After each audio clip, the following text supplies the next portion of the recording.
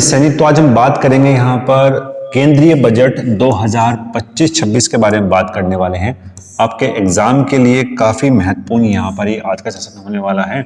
अगर आप चैनल पर नए हैं तो प्लीज सब्सक्राइब करें और अपने दोस्तों के साथ शेयर करें। आप शेयर करते हैं, सब्सक्राइब करते हैं तो हम भी यहाँ पर मोटिवेट होते हैं जानकारी आप तक पहुंचाने के लिए। You can also join us on Telegram पर जो हमारा चैनल है वो अभ्यास एकेडमी के नाम से ही है।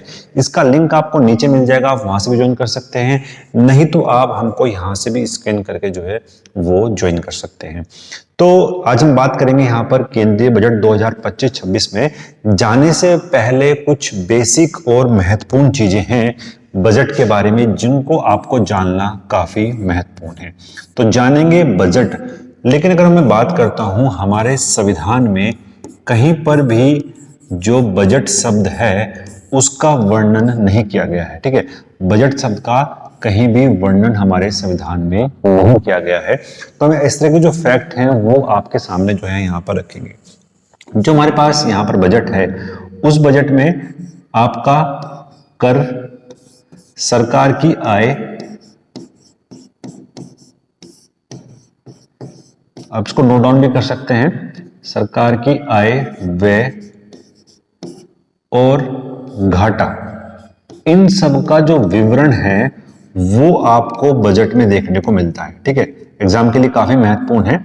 बजट जो शब्द है उसका वर्णन नहीं है संविधान में कहीं भी, लेकिन सरकार की आय, व्यय, उसका घाटा, इन सब का विवरण जो है वो आपको बजट शब्द में जो आजकल चलन में है उसका वहां पर विवरण जो है वो देखने को मिलता है। इसका जो इम्पैक्ट है वो देश के नागरिकों पर जो है वो पड़ता है। ठीक है, तो क्योंकि बजट में जो घोषणाएं होती हैं उसका इम्पैक्ट जो है वो नागरिकों पर हमें यहाँ पर देखने को काफी महत्वपूर्ण है। कुछ अदर फैक्ट हैं उनके बारे में जानते हैं कि भारत में सबसे पहली बार जो बजट है उसको जो है किसने प्रस्तुत किया था? तो 7 अप्रैल में, ठीक है, 7 अप्रैल 1860 में जेम्स विल्सन ने जो है बजट को प्रस्तुत किया था। यानी अगर मैं बात करूं ब्रिटिश भारत में, ठीक है, ब्रिटिश भारत में सबसे पहली बार जो बजट है वो 7 अप्रैल 1860 में जेम्स विल्सन के द्वारा यहां पर प्रस्तुत किया गया था। वही अगर मैं बात करता हूं स्वतंत्रता के बाद, ठीक है, एग्जाम के लिए महत्वपूर्ण है, स्वतंत्रता के बाद जो बजट है उसको आर के षणमुख चेट्टी, ठीक है, महत्वपूर्ण है, आर के षणमुख चेट्टी ने यहां पर प्रस्तुत किया था, जो उस समय भारत के जो हैं यहां पर वित्त मंत्री थे। एग्जाम के महत्व है। और ये जो बजट है उसको कब पारित किया गया था? 26 नवंबर 1947 में। ठीक है, 1947 में जो है यहां पर प्रस्तुत किए गए थे बजट। फिर मैं बात करता हूं जब हम गणतंत्र राज्य की स्थापना के बाद, ठीक है, गणतंत्र राज्य की स्थापना के बाद सबसे पहली बार जो बजट है वो कब प्रस्तुत किया गया था? तो 28 फरवरी, ठीक है, एग्जाम के लिए महत्वपूर्ण है, 28 फरवरी 1950 को, ठीक है, 1950 को यहां पर जॉन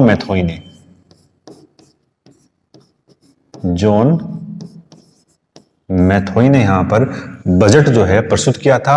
और इसी बजट के माध्यम से ही यहां पर योजना आयोग की स्थापना की गई थी। ठीक है, एग्जाम के लिए आपको महत्वपूर्ण यहां पर हो जाएगा कि योजना आयोग की जो स्थापना है वो इसी बजट के माध्यम से की गई थी। हालांकि अभी जो इसका नाम है वो यहां पर हो चुका है नीति आयोग। ठीक है, और जो नीति आयोग है उसकी जो स्थापना आपको देखने को मिलती है 2015 में। ठीक है, 2015 में इसकी स्थापना यहां पर देखने को मिलती है। और जो नीति आयोग है इसका अध्यक्ष कौन होगा? तो जो इसके अध्यक्ष यहां पर बनते हैं वो पदेन प्रधानमंत्री जो हैं वो यहां पर इसके अध्यक्ष हमें देखने को मिलते हैं। तो एग्जाम के लिए काफी महत्वपूर्ण फैक्ट था जिनके बारे में हमने बात करी।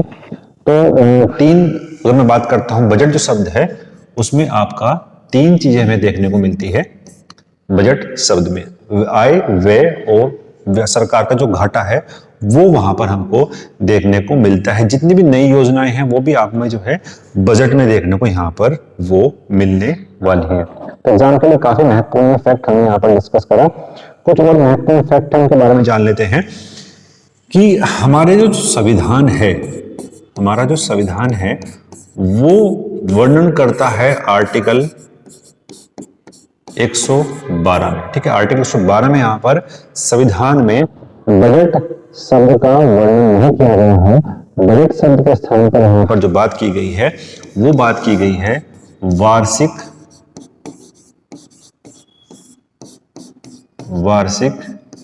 वित्तीय विवरण। ठीक है, वार्षिक वित्तीय विवरण जो है वो यहां पर कहा गया है कि वो जो है प्रस्तुत किया जाएगा। ठीक है, सामान्य बोलचाल की भाषा में जो है आप इसका जो है बजट शब्द जो है वो यहां पर प्रयुक्त करते हैं, लेकिन जो हमारे संविधान में जो उसका नाम लिखा गया है वो है यहाँ पर वार्षिक वित्तीय विवरण। तो एग्जाम के लिए काफी महत्वपूर्ण हो जाता है। फिर दूसरा हमारे पास यहाँ पर जो फैक्ट है ये कौन से भाग में है। ठीक है, कौन से भाग में हमें देखने को मिलता है, तो भाग जो हो जाएगा यहाँ पर उसका 5वां भाग में देखने को यहाँ पर मिलता है बजट शब्द। जो हमारे पास यहाँ पर जो नेक्स्ट अगर मैं फैक्ट की बात करता हूँ आपको एग्जाम के लिए काफी महत्वपूर्ण है कि बजट को तैयार करने वाला, ठीक है, बजट को तैयार करने वाला कौन सा जो है वो नोडल निकाय है, यानी बजट को तैयार करने की जो जिम्मेदारी है वो यहाँ पर किसको दी गई है। तो यहाँ पर ये है आर्थिक मामलों का विभाग। ठीक है, आपके एग्जाम के लिए काफी महत्वपूर्ण ये हो जाता है यहाँ पर कि बजट को कौन तैयार करता है। ठीक है, तो आर्थिक मामलों के विभाग के द्वारा यहाँ पर बजट को तैयार किया जाता है। बहुत इंपॉर्टेंट फैक्ट आपके लोगों के लिए है कि आर्थिक मामलों के विभाग के द्वारा जो है वो इसका नोडल निकाय है बजट को तैयार करने वाला। ठीक है, ये जो पार्ट होगा वो वित्त मंत्रालय का जो है यहाँ पर ये पार्ट है। ठीक है, वित्त मंत्रालय का एक पार्ट है यहाँ पर आर्थिक मामलों का विभाग, तो उसी की पूरी जिम्मेदारी है कि वो जो है बजट को यहाँ पर तैयार करता है। तो एग्जाम्पल काफी महत्वपूर्ण यहाँ पर फैक्ट था। ठीक है, अब मैं बात करता हूँ 2015 में हमने यहाँ पर जो है नीति आयोग की स्थापना करी और 2017 से, ठीक है, 2017 से जो है अगर मैं इससे पहले की बात करता हूं 2017 से जो पहले की अगर मैं बात करता हूं तो आपको बजट में दो पार्ट देखने को मिलते थे। एक तो यहाँ पर जो रेल बजट है वो अलग पार्ट होता था और जो आम बजट है वो अलग डेट में यहाँ पर पारित होता था। इसकी जो परिपाटी है वो हमको देखने को मिलती है 1924 से। ठीक है, 1924 से जो रेल बजट है उसको अलग किया गया था आम बजट से।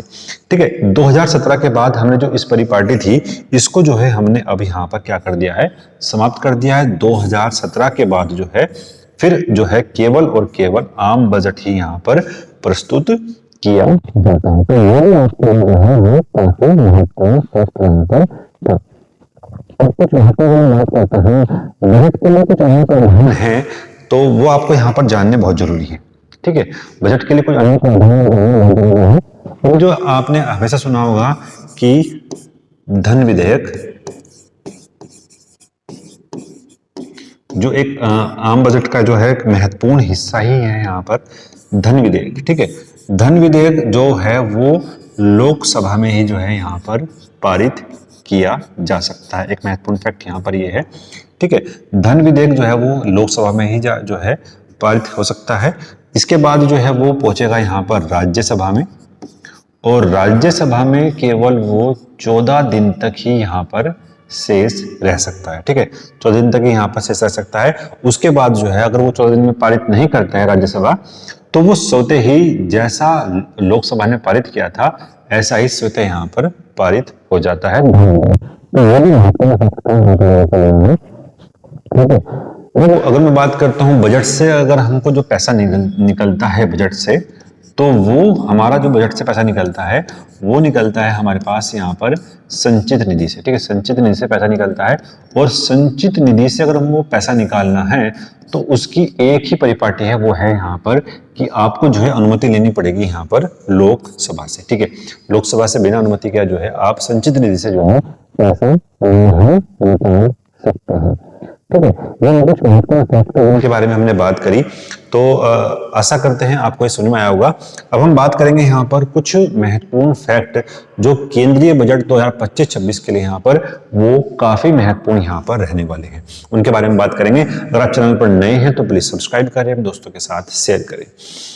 ठीक है, बात करेंगे कि 1 फरवरी, ठीक है, हम बात करेंगे कि 1 फरवरी 2025 को जो है केंद्रीय मंत्री निर्मला सीतारमण जी के द्वारा यहाँ पर केंद्रीय बजट जो है 25-26 यहाँ पर प्रस्तुत किया गया, और विकसित भारत को साकार करने के लिए जो है वो सभी पर्याप्त अवसरों के सृजन हेतु कुल मिलाकर 17 प्राथमिकताओं के संबंध में स्थायी प्रयासों को यहाँ पर किया गया है। बहुत ही महत्वपूर्ण यहाँ पर यह फैक्ट है कि कुल मिलाकर 17 प्राथमिकताएं यहाँ पर दी गई है। ठीक है, उन सभी के लिए क्या क्या योजनाएं यहाँ पर चलाई गई थी, उन सभी के हम बारे में बात करेंगे क्या करके। ठीक है, अगर मैं बात करता हूँ कुल प्राप्तियां, ठीक है, उधारों के अलावा यानी कुल प्राप्तियां यहाँ पर कितनी है सरकार की, तो 34.6 करोड़ जो है वो यहाँ पर है, और कुल वो यहाँ पर कितना रहा है तो 50.65 जो है वो लाख यहाँ पर कुल जो है इतना व्यय होता है। यानी हमारे पास जो घाटा है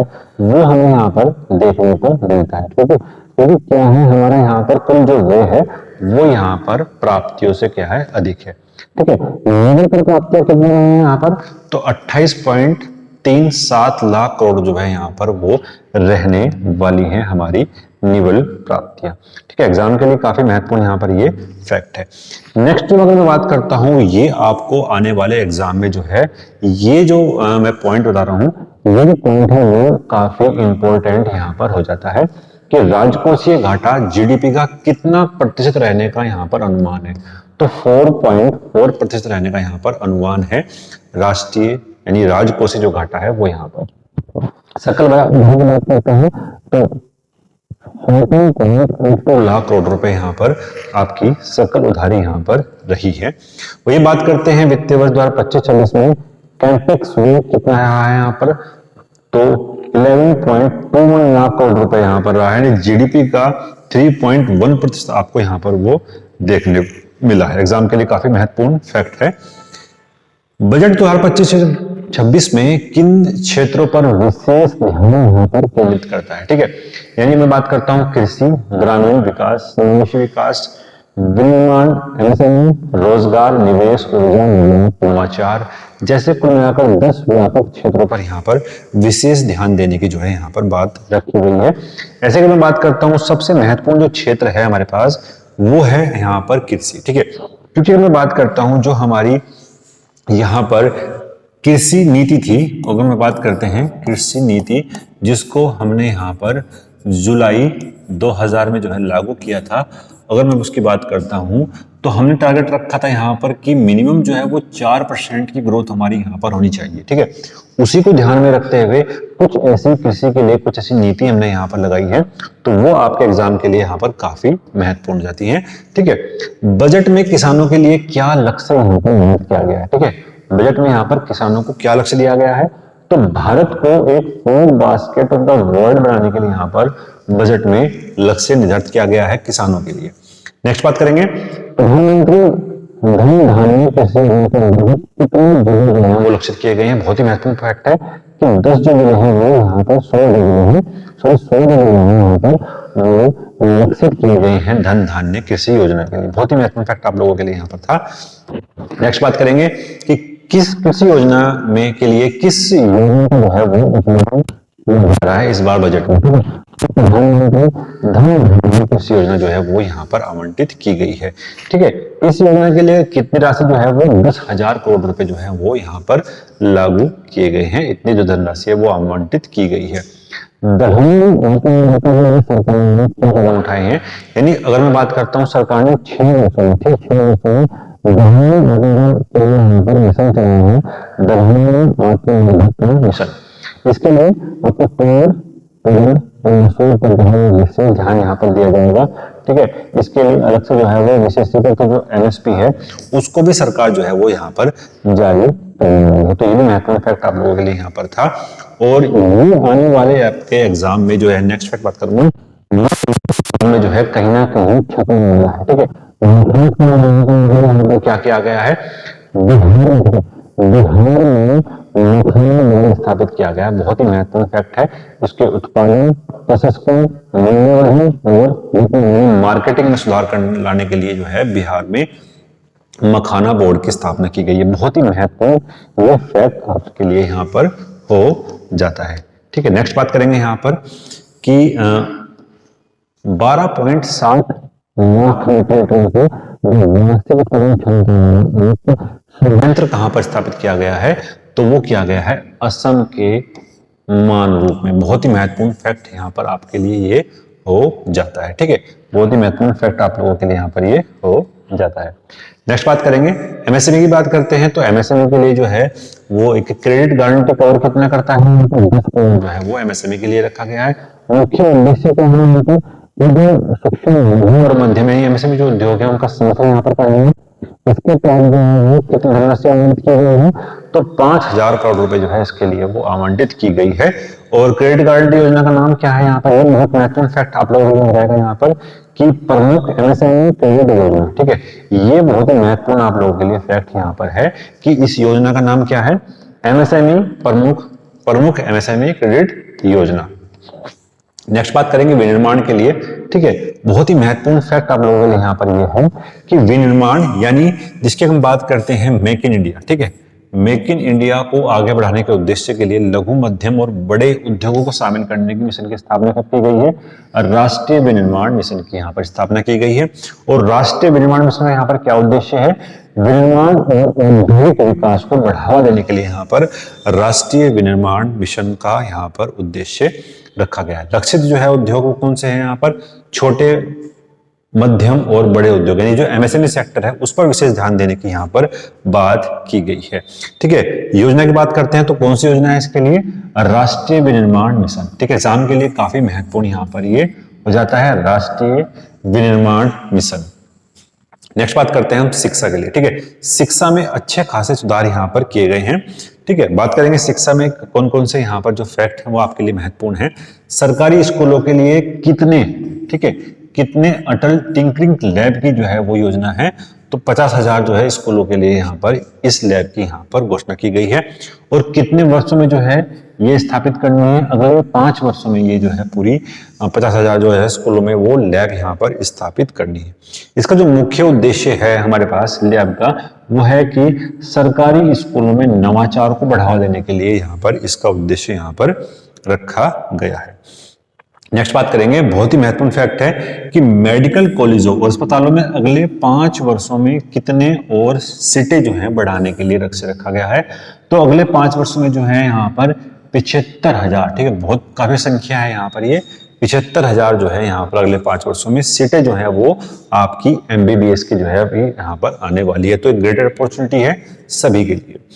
नेक्स्ट बात करेंगे स्कूल और उच्चतर शिक्षा के लिए भारतीय भाषाओं में डिजिटल रूप में पुस्तकें प्रदान करने के लिए कौन सी योजना की घोषणा की गई है, तो भारतीय भाषा पुस्तक योजना की यहाँ पर घोषणा की गई है। एग्जाम के लिए काफी महत्वपूर्ण फैक्ट यहाँ पर जाता है।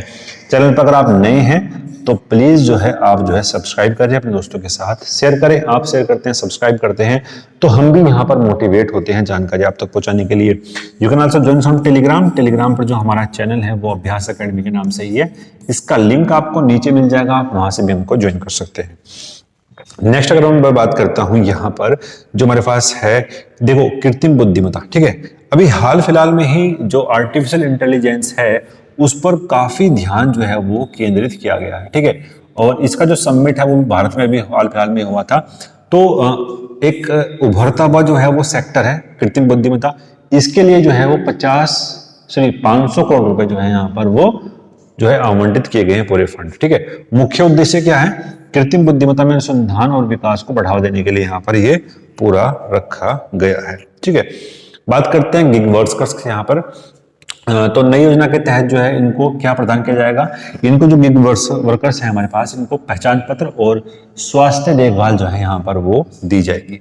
और किस योजना के माध्यम से, बहुत ही महत्वपूर्ण फैक्ट है, ये है हमारे पास यहाँ पर पीएम जन आरोग्य योजना। ठीक है, आपके एग्जाम में पूछ सकता है कि जो हमारे पास जो गिग वर्कर्स हैं इनके लिए कौन सी योजना अभी हाल फिलहाल में चलाई गई है, तो पीएम जन आरोग्य योजना को भी यहाँ पर चलाया गया है। बहुत ही महत्वपूर्ण फैक्ट आप लोगों के लिए यहाँ पर ये है। ठीक है, इसका क्या उद्देश्य है, जो हम यहाँ पर उनको पहचान पत्र यहाँ पर देने वाले हैं तो उन्हें औपचारिक मान्यता और लाभ जो है यहाँ पर वो प्रदान होने वाला है। इनका मुख्य उद्देश्य क्या है, गिग वर्कर्स को यहाँ पर समर्थन देना है।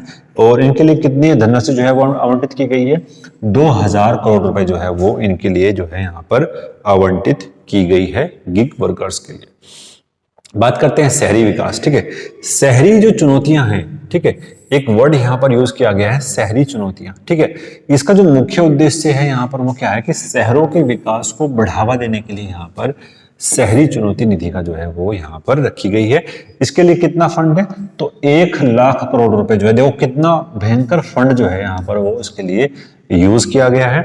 और इसकी जो योजनाएं हैं, शहरी चुनौती निधि की जो योजना है हमारे पास वो है प्रधानमंत्री शहरी चुनौती योजना। ठीक है, बहुत ही आपके एग्जाम के लिए महत्वपूर्ण यहाँ पर ये है।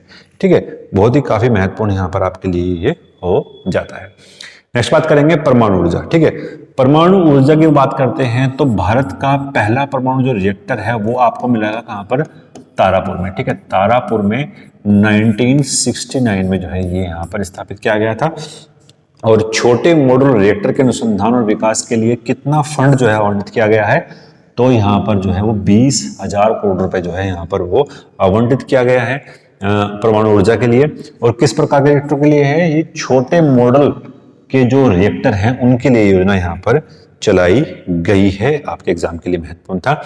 परमाणु क्षेत्र को समर्थन देने के लिए किस योजना का उपयोग किया गया है, परमाणु ऊर्जा अनुसंधान योजना जो है ये भी हाल फिलहाल में ही बजट में जो है वो रिलीज की गई है। तो ये काफी महत्वपूर्ण आपके लिए यहाँ पर हो जाती है। नेक्स्ट बात करेंगे यहाँ पर क्षेत्रीय कनेक्टिविटी। इसके लिए पहले से ही जो चल रही थी हमारे पास योजना उड़ान। ठीक है, उड़ान योजना में ही कुछ संशोधित यहाँ पर किया गया है। देखो ये फैक्ट जो है आपके लिए यहाँ पर हो सकता है कि संशोधित उड़ान योजना के तहत कितने नए गंतव्य यहाँ पर लक्षित किए गए हैं, तो 120 जो है वो नए सेक्टर को, नए गंतव्यों को यहाँ पर जो है वो ऐड किया गया है।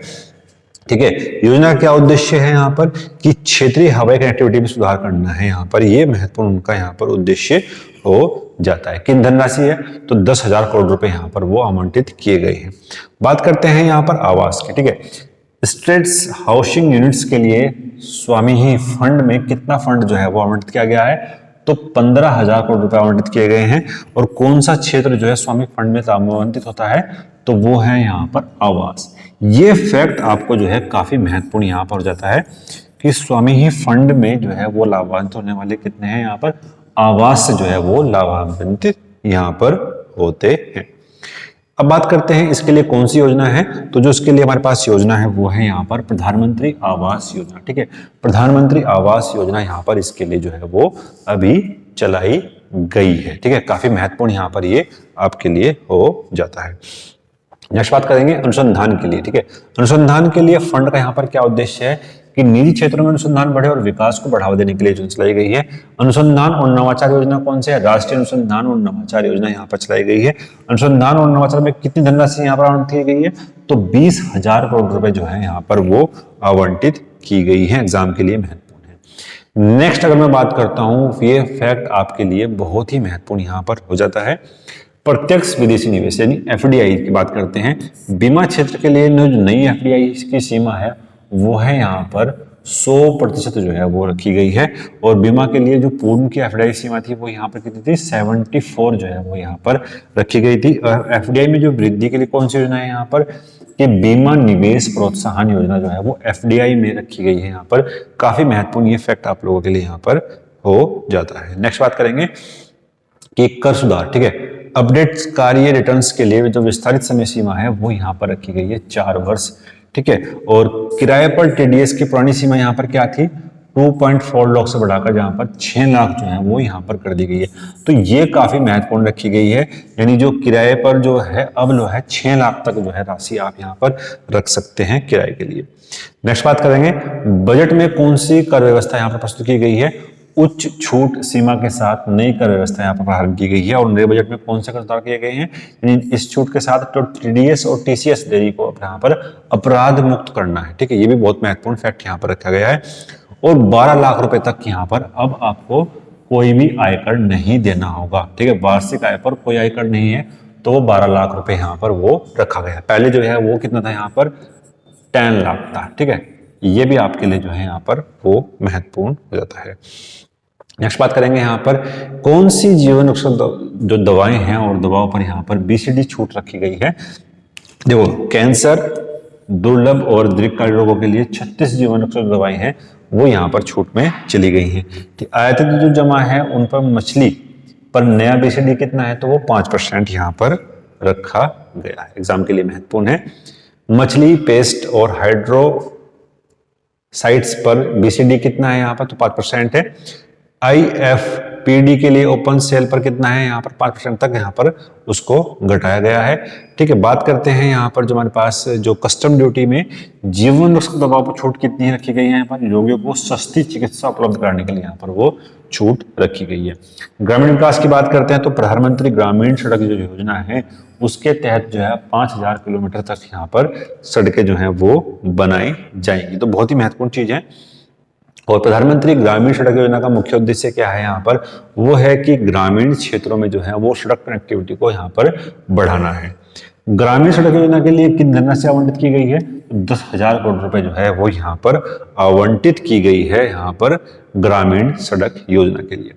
बात करते हैं यहाँ पर महिला एम्पावरमेंट के लिए, बात करते हैं वुमेन एम्पावरमेंट के लिए कौन सी योजना चलाई गई है, तो प्रधानमंत्री महिला शक्ति योजना। ठीक है, बहुत ही महत्वपूर्ण ये फैक्ट आप लोगों के लिए यहाँ पर हो जाता है। और इसके लिए कितने प्रतिशत जो है वो रखी गई है शामिल, तो 70% जो है वो महिलाएं जो है वो इसमें यहाँ पर शामिल की गई हैं। और धनराशि की बात कर लेते हैं तो 5,000 करोड़ रुपए जो है वो यहाँ पर रखा। तीनों ही फैक्ट आप लोगों के लिए यहाँ पर ये होने वाला है। बिल्कुल करेक्ट जो है हम यहाँ पर लेकर आए हैं, बिल्कुल निचोड़ जो है यहाँ पर वो आपको मिलने वाला है। बात करते हैं स्वास्थ्य के बारे में, तो स्वास्थ्य देखभाल के लिए जो नई योजना है यहाँ पर वो कौन सी है, राष्ट्रीय स्वास्थ्य मिशन जो है वो यहाँ पर नई योजना है। और इस नई योजना का यहाँ पर क्या मुख्य उद्देश्य है कि सस्ती और व्यापक स्वास्थ्य देखभाल जो है उसको यहाँ पर उपलब्ध कराना है। बहुत ही महत्वपूर्ण फैक्ट आप लोगों के लिए यहाँ पर ये हो जाता है। धनराशि की बात कर लेते हैं तो 10,000 करोड़ रुपए जो है यहाँ पर वो धनराशि आवंटित जो है यहाँ पर की गई है। तो ये फैक्ट हमने यहाँ पर बात करा बजट के बारे में। इसके एमसीक्यू भी हम आपके पास जो है वो लेकर आएंगे जल्द ही। तो मिलते हैं नेक्स्ट वीडियो में। धन्यवाद, जय हिंद। चैनल पर नए हैं तो प्लीज सब्सक्राइब करें।